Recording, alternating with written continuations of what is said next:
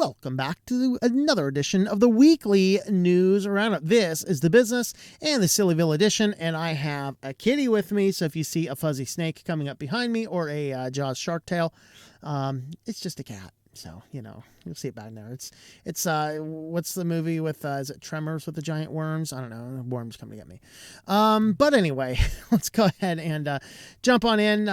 These are recorded live Fridays, 9 p.m. Eastern Standard Time, streaming on multiple different platforms. Have a look at the website, switchedtolinux.com/live. We update that the morning of live shows. You can join us on over there. With that, let's go ahead and get jumping right on into the news. The first up, this article was actually covered by Louis Rossman in a great video this week. So we had to cover it here. The printer is extorting me. So this had to do, and we're kind of paywalled here, so I can't get into all this. So this has to do with if you buy an HP printer and use the HP Instant Ink, then even if you have plenty of ink, your printer will only allow you to print a certain number of pages. And if you're like, okay, I have plenty of ink, I'm not using it as much, and then you cancel your Instant Ink cartridges, you cancel the Instant Ink, all of the ink that you purchased on Instant Ink, even though you have it and it's never been used, you cannot use that. You are not allowed to use that. They have literally DRM locked your printer into only allowing you to print. So this is a printer you paid a lot of money for.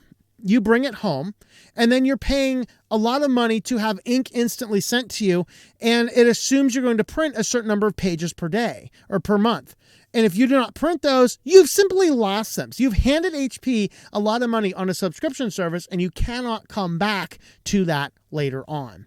And so that is kind of problematic. And so the article kind of gets into some ideas about, are we really buying our devices? And this, guys, is why I do not buy HP products. Any product that wants a subscription service for ink, screw that. I use Brother printers. I use the Brother laser printers specifically. And the reason I like the Brother laser printers is I can get the cheap cartridges. They cost me like $20. I get about at least 2,000 to 3,000 pages per $20 cartridge. And they're not inkjet, so they don't dry out or whatever else. It's just toner cartridges. They last for stinking ever. And so just be aware of these services. And if you're on HP's Instant Ink, don't assume you can pile up that ink in the corner and keep using it. As soon as you cancel that service, all of that ink is just garbage. You can just throw it away. It's DRM locked to your subscription, and they will lock your printer from using it, which should be completely illegal, but that's the way they do it.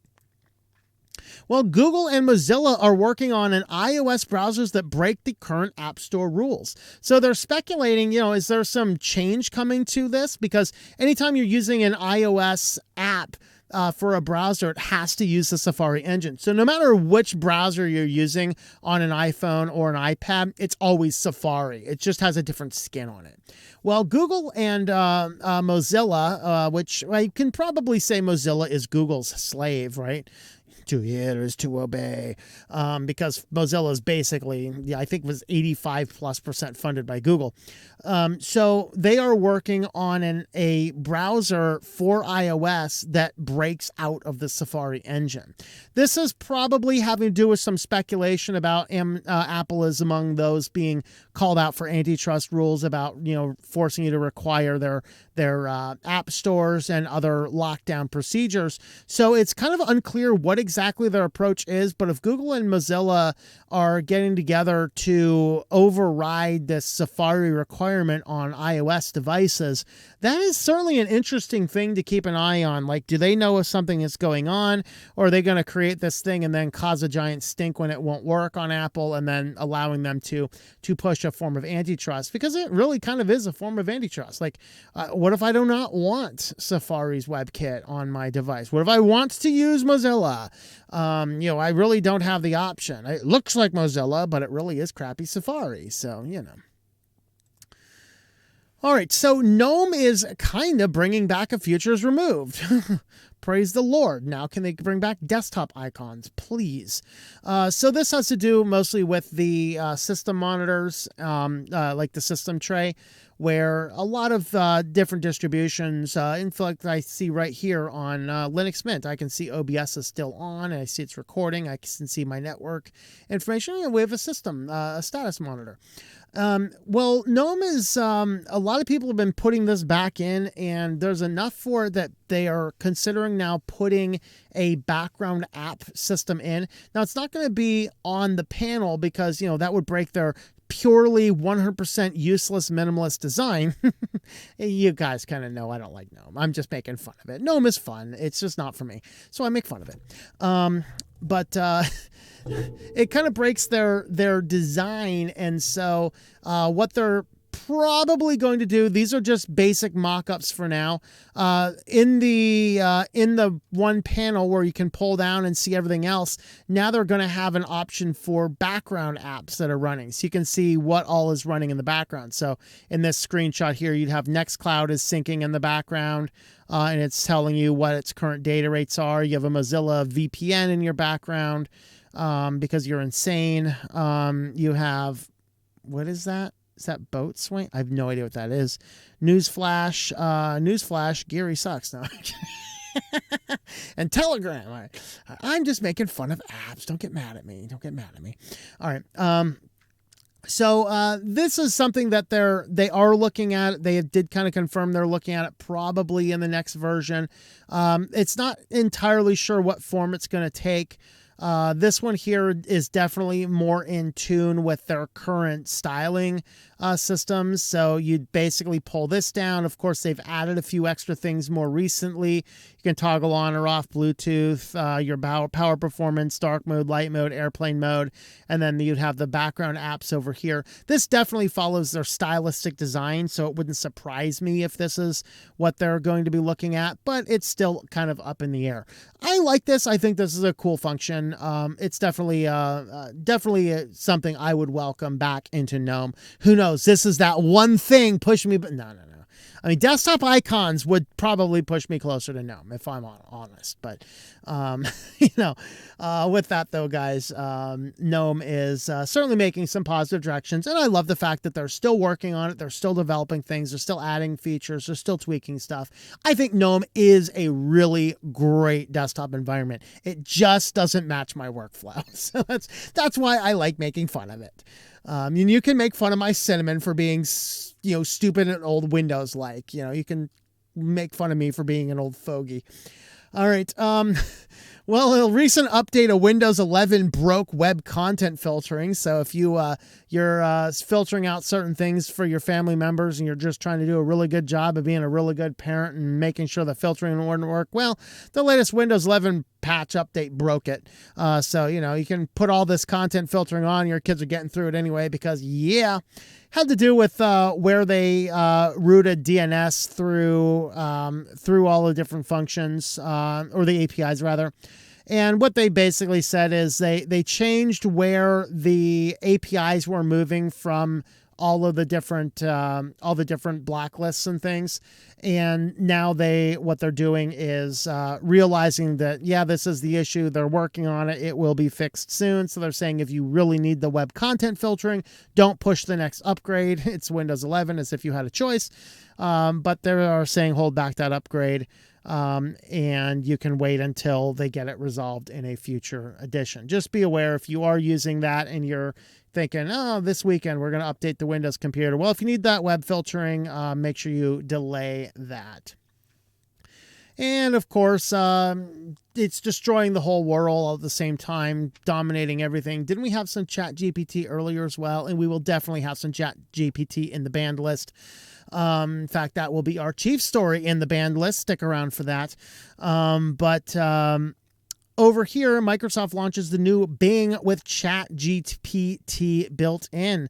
So now you can go on to the new Bing and you can have an option there to search for it. You can even talk to it and things like that. So we are definitely approaching the world where we're all going to basically die because all this kind of stuff is being pushed into us. AI is now taking over. And I give our society, a year or two.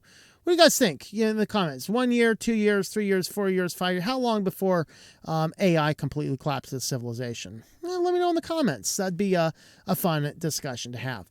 Well, if you need to get a website up, we do have affiliates, and one of those affiliates is A2 Hosting. You can jump on over there. We're using it. You can use it for emails. You can use it for hosting sites.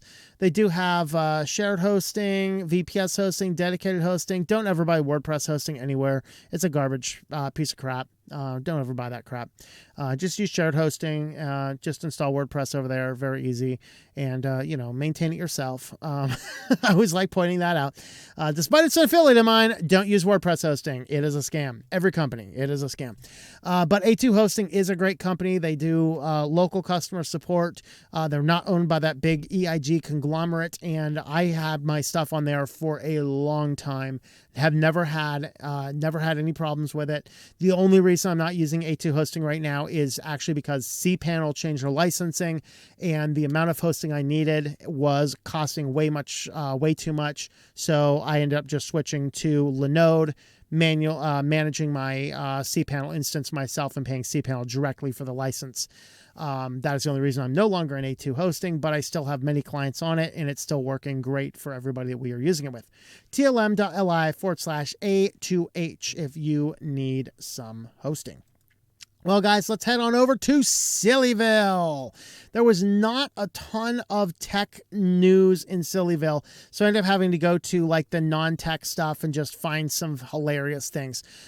So I want everyone to know right now, Chick-fil-A is officially dead. They are buying into the globalist agendas, and they're doing away with all of their meat, and now we're having the Chick-fil-A's cauliflower sandwich. What? Lord help us. A cauliflower chicken sandwich? No. 1,000 times no. Controversial, especially coming from a crazy right-wing radical gun-toting Christian. I'm not a huge fan of Chick-fil-A. It's fast food. I can't get behind really any fast food. I don't care if it's God's alleged chicken.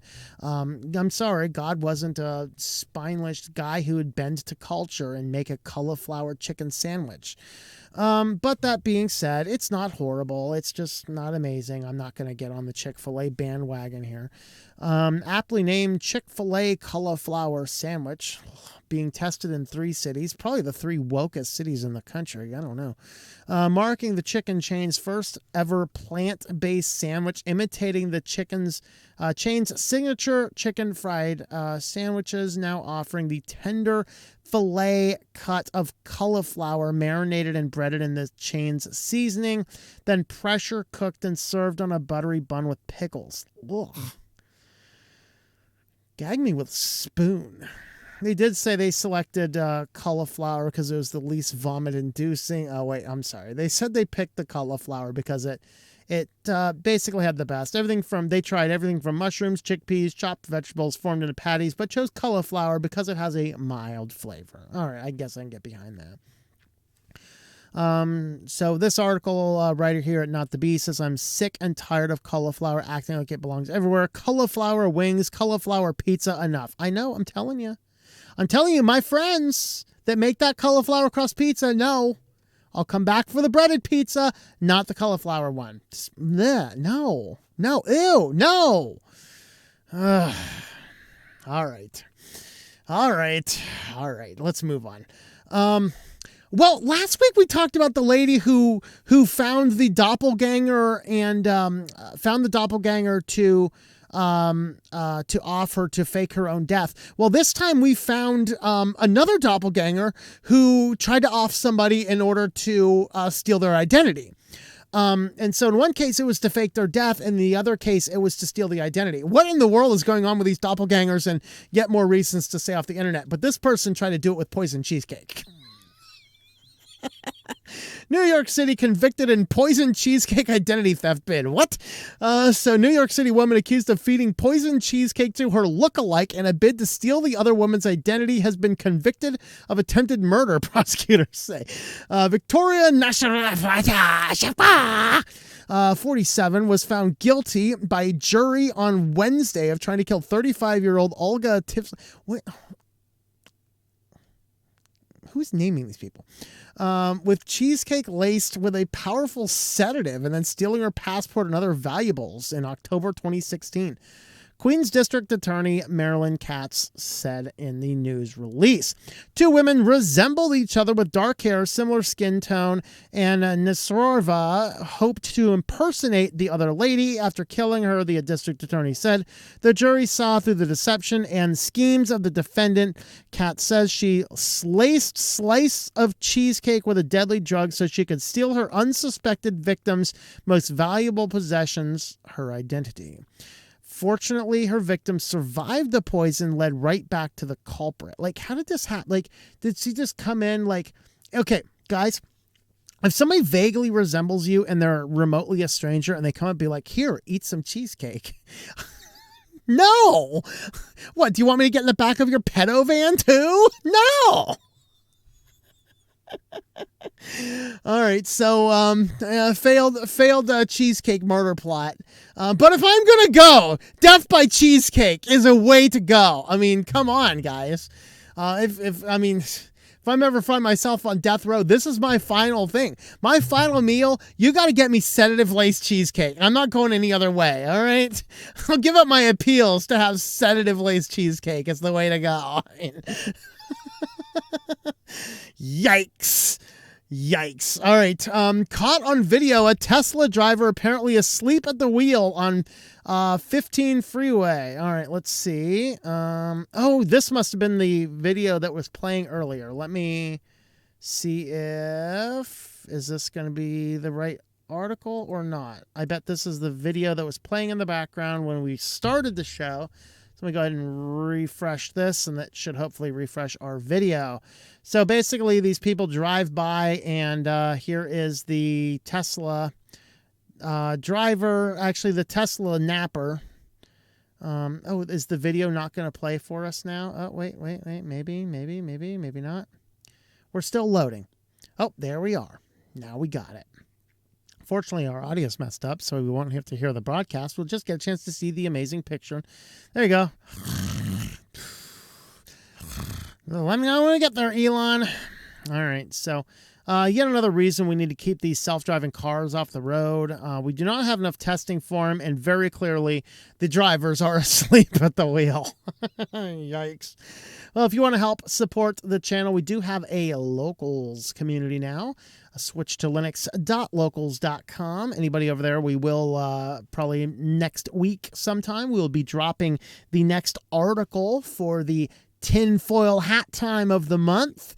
You can check it out, be the first to have a look at it over there, and then we'll do the video shortly thereafter, and we'll get the video for you guys up there for a couple days before it goes live to the rest of the public. So you can head on over to switchedtolinux.locals.com. I'll have that information also on Patreon, Subscribestar, and on Think Life Media. With that, guys, thanks for watching, and we will see you next time. Thank you for watching this video from Switched to Linux. This channel would not be possible without the backing of the program supporters scrolling on the screen now. You can be a supporter at Patreon at patreon.com/TOMM or at thinklifemedia.com.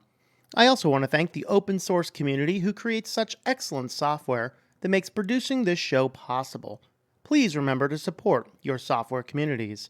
Thank you, and I hope that you enjoy switching to Linux.